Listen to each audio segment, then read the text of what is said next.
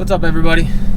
Today I'm going to be talking about the interior of my 2021 Dodge Durango RT. Dodge made a lot of updates to the interior over the 2020 model year, and I've had the car about 2 months now. So I'm going to give you a little overview of what I like and dislike so far.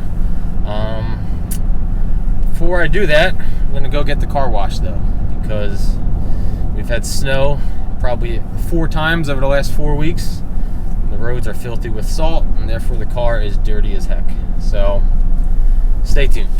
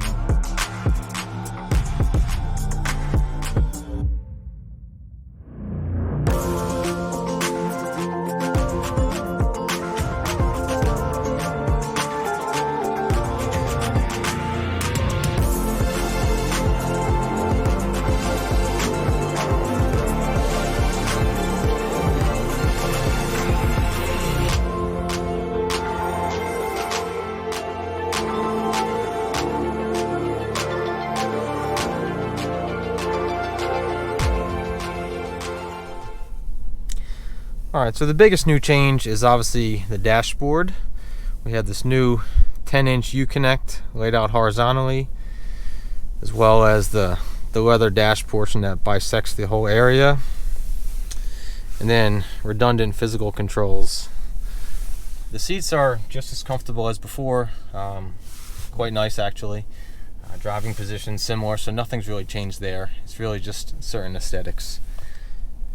This Vitra Gray interior color, though, is really the biggest talking point for me. I really love the color. It stands out nicely. You don't see many of them. Really brings a little upscale feel to the cabin, especially in this dash portion here.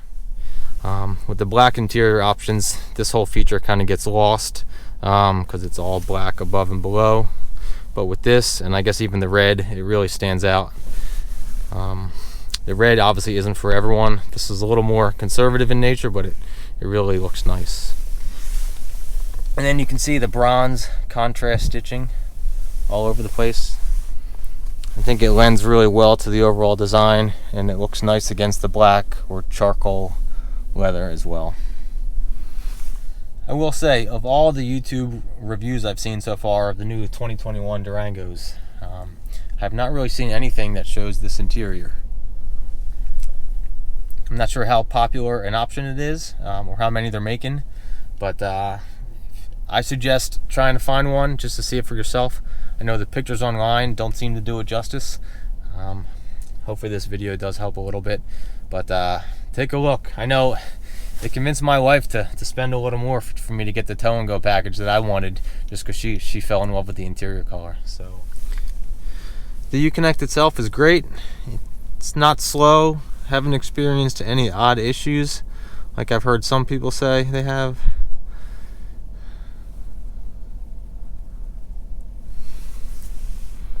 It looks nice. I'm really happy they didn't decide to do a big screen up on top of the dashboard that looks tacked on like an iPad. I think that's cheesy. I don't like that look at all. This integrates very nicely into the dash. Little fun element here, if you go to your climate control screen, the people have helmets on like you're on a racetrack. Something like that's kind of silly on a 3-row SUV that's not the actual SRT model, but nevertheless it lends to show the spirit of the car and Maybe if you're a fan of Formula One, you realize you're used to waking up in the early mornings to watch it, and now you got yourself a 3-row SUV, taking the kids to soccer practice in the morning. Seeing that little helmet will remind you to record the race next time so you can watch it when you get home. The digital dashboard is slightly revised from previous RTs. Instead of a big square screen in there, we have a little circular feature, and then the corner elements and the side flanking elements. I think this was on the SRTs from previous years, and now it's made its way to the RT. So I'm kind of indifferent on that. It looks good, looks similar, just slightly different. As far as some things I don't like, there's not too many. I would say this hazard button here, it's not great. You're putting your phone down, it's very easy to accidentally hit it. Pretty minor detail, but worth mentioning. What else? It would be really nice if this portion here, or a portion of the steering wheel, had this matching interior color. I know I'm nitpicking a little bit there, but that would really set it over the top. Would have been nice to have a panoramic sunroof of some sort, but this is a generational update, not a complete refresh. And I know it's pretty hard to integrate a full giant large piece of glass without a complete redesign. So hopefully on the next model year or next refresh they can do that. Another thing I don't exactly love is that the rear view camera, while perfectly functional, the resolution is a little low. They obviously just carried over the camera. It would be nice, hopefully for future models, if they update the camera on the Outback for better resolution. Even if it's just something like the current Rams have, could be nice, especially for this tow and go model, where you can hopefully maybe zoom in on the hitch or something like that.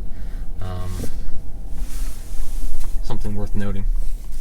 I actually didn't have any strong dislikes for the old interior, even though a lot of automotive journalists kind of called it dated. I thought it was functional and looked quite nice. Maybe not in photos, but in person it was quite nice.